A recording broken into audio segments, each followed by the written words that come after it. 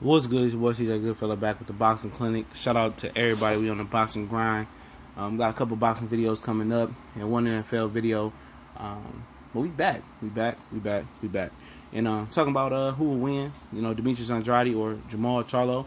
I think it's a good fight, good marquee fight. Remember Demetrius Andrade? We did a video Sunday morning talking about how he ran down on Jermall Charlo after he said that was his last fight at 154.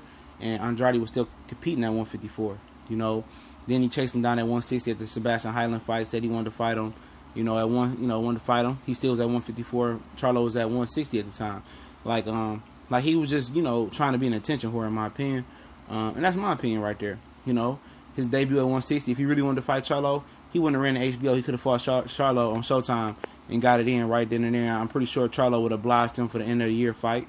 But he didn't want that. He knew he wasn't ready for Charlo. He's just doing that to stay relevant. He pulled out a fight with Jermall Charlo, who's still at 154, who potentially could be moving up to 160 for the right fight. It came out of his mouth, said he might be ready for Golovkin and Canelo as well, like his brother. He pulled out of that fight. Was a career high payday. His father said we shouldn't be making less than a challenger. At the end of the day, I never count another man's pockets. If it's a career high payday for me, I'm happy. I know if I win, bigger payday is going to follow. Like I said, when you get into talking about who making this much money or this guy making this much money and you making a career high, that's career high for you. And then you didn't go make that ever again in your career. You didn't make anywhere as close to 300K in your career. So at the end of the day, he's a guy that run his mouth. His team is telling him, the bad advice. You have to compromise to be on top. And he hasn't been willing to compromise. He's been taking step back fights his whole career since then. The WBO stripped him for being inactive. People forget that. He had an opportunity to move up to fight Matt Korobov at 160 before. He didn't want to do it. Talking about the money wasn't right. And then, he said he wanted to fight Lara. Whoever fought that was, I think it was more a Lara fight. But at the end of the day, it kind of was his fault because he wasn't active. But we talking about Jermall Charlo, and he really wants to fight Jermall Charlo at 160. Have HBO come invite Jermall Charlo over there, and we'll see what happens. Start off with Andrade, man. He used to have like that real confidence and that kind of like how he talking outside the ring like he was a Billy Badass. He used to have that, when he fought Vanez. And Vanez did knock him down. He got up and he put it on Vanez. I think it was a split decision.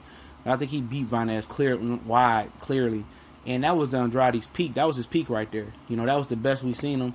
And that's the Andrade that he would have to be, or close to be, to beat Jermall Charlo and Danny Jacobs, Triple G, Canelo Alvarez, David Lemieux, Billy Joe Saunders. He would need that ferocity inside the ring, that aggressiveness, that tit for tat. And what's funny is Demetrius Andrade was supposed to be what Terrence Crawford is now. And it's funny how the ball rolls, how the business side of boxing has, how he has played it wrong. He's basically like Andre Ward, 2.0. And the difference is Andre Ward has solidified himself as a pound-for-pound fighter before making a bad business deal, signing back up with Goosen passing away, bless his soul, and then signing with Rock Nation, and then, coming back from the depths of hell and, reviving his career. For Andrade, he going to have to do that. He don't get a change of promotion right now. He with a promoter that, other companies, you want to fight our star? Well, give me options on your guy.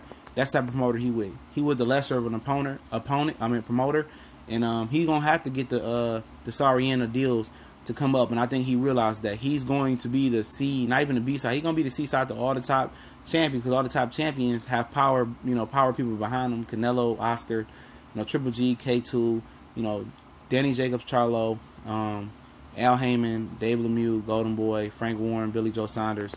You see what I'm saying? So he's going to have to take the sorry end of the stick and compromise and win to be on top and be able to be the A side and move the fight how he wants to move it. But if he fights Jermall Charlo, it'd be a very good fight. I would like to see him take another fight as well as Charlo at 160, then do it in the middle of next year. Andrade is imperative if he wants to stay on track and stay trying to get back to that what he's supposed to be. It's imperative that he fights in the first quarter of 2018. If you don't fight in the first quarter of 2018, he waits in the middle or the end, and you don't stay active, and if you suffer injury, it's over with for him.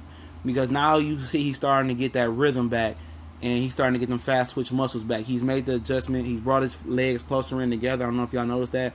He's moving a little bit more. He knows that at 154, he can keep him wider. When you see a wide base, he generates more power.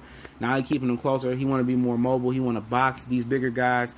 And and then he's kind of still, when he moves in, he's still able to sit down on his punches. He's still able to, move around. He move around a little bit, then sit down on his punches. He got the right recipe to beat a lot of these guys. but does he have the chin and does he have the activity level? And what's so, if people don't understand about the activity level, if you're not active, then your muscles, your fast twitch muscles don't move like they're supposed to. They're not fast, they're not twitching, they're not quick, they're not fluid. You still looking lethargic. You're not generating power. You're not in a rhythm. You can spar all you want, but sparring is no substitute for sparring. But if you fought Jermall Charlo, I think Charlo is the bigger, stronger guy. He only rehydrated 7 pounds Saturday night. Andrade. Charlo is a guy that probably hydrates 13, 14, 15, 16, 17, probably 20 pounds fight night at 160. He was draining himself to make 154. He's more filled in at 160. He's going to continue to fill in to get stronger. And Andrade going to be fighting a stronger, slick, quick, just as skilled opponent. So he's going to have to be more skilled and more on point and not make the mistakes. Since people have been questioning his chin, he got dropped by Vanez. And people know they can drop Andrade and be more physically stronger than him and more dominant. So it's going to be an uphill battle for him. He's a good skilled athlete, but it's really an uphill battle. He used to having a physical advantages with speed, height, reach. Versus Charlo, he not going to have that. And he ain't going to throw no lazy jab and lazy punches and be uneducated like Alantez Fox is right now. So I advise him to stay active, take that fight sometime next year, in the middle of next year when his HBO deal is up. And I think it'll be prime for the pickings.